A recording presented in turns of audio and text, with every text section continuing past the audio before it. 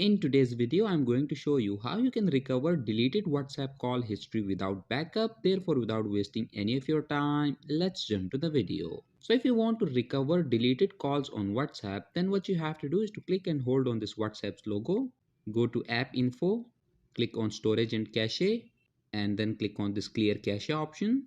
Once you have done that, close your phone settings and go to your file manager. Go to all files, internal storage, Android, media, com.whatsapp, WhatsApp, and then go to databases. Select all these files, click on copy, and go back to the previous folder, and then go to backups.